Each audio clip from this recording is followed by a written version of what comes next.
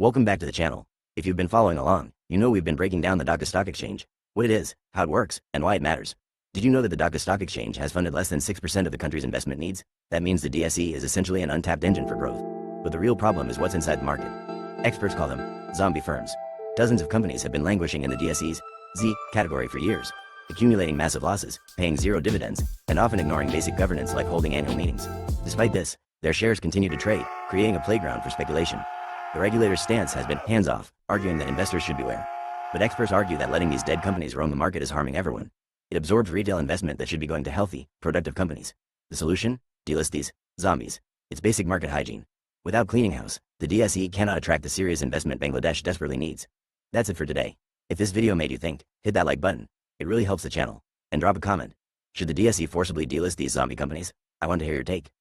আবারও স্বাগতম আমাদের চ্যানেলে। আগের ভিডিওগুলোতে আমরা ঢাকা স্টক এক্সচেঞ্জ নিয়ে বিস্তারিত আলোচনা করেছি, এটা কি, কিভাবে কাজ করে এবং কেন এটি গুরুত্বপূর্ণ। কিন্তু আজকে আমরা সেই বিষয়টি নিয়ে কথা বলবো যা ডিএসই আপনাদের থেকে লুকিয়ে রাখতে চায়। যে মৃতপ্রায় কোম্পানিগুলো পুরো বাজারকে টেনে নামিয়ে আনছে। আমি বলছি জম্বি ফার্ম নিয়ে।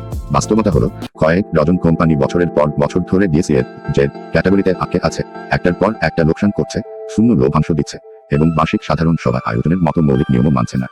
তবুও তাদের শেয়ার লেনদেন হচ্ছে। এতে স্পেকুলেশন বা কারসাজির সুযোগ তৈরি হয়, বিনিয়োগের নয়। অন্যদিকে সুস্থ কোম্পানিগুলো দূরে সরে থাকে, কারণ তারা দেখে যে এখানে স্বচ্ছতার চেয়ে কারসাজির বেশি মূল্য পায়। ফলাফল, ডিএসই বাংলাদেশের মোট বিনিয়োগের চাহিদার মাত্র 6% এরও কম যোগান দেয়। অথচ ভারতের বাজার তাদের জিডিপির 100% এর বেশি অর্থায়ন করে। আমরা বিপজ্জনকভাবে পিছিয়ে পড়ছি। তাহলে সমাধান কি? বিশেষজ্ঞরা বলছেন এটা খুব সহজ, জম্বি কোম্পানিগুলোকে তালিকা থেকে বাদ দিতে হবে। বাজার পরিষ্কার করতে হবে। এই মৌলিক পরিচ্ছন্নতা ছাড়া স্থানীয় ও বিদেশি উভয় ধরনের বিনিয়োগকারী ডিএসই থেকে দূরে থাকবে। বাংলাদেশের সম্ভাবনা অসীম, কিন্তু ভিত্তি যদি শক্ত না হয়, তাহলে সেই সম্ভাবনা কাজে লাগানো যাবে। আজকের আলোচনা এখানেই শেষ। যদি ভিডিওটি আপনাদের ভালো লেগে থাকে, তাহলে লাইক বাটনে চাপ দিন, এটা আমাদের চ্যানেলকে সত্যি সাহায্য করে। আর কমেন্টে জানান ডিএসই এর উচিত কি এই জম্বি কোম্পানিগুলোকে জোর করে বাদ দেওয়া। আপনার মতামত শুনতে আগ্রহী।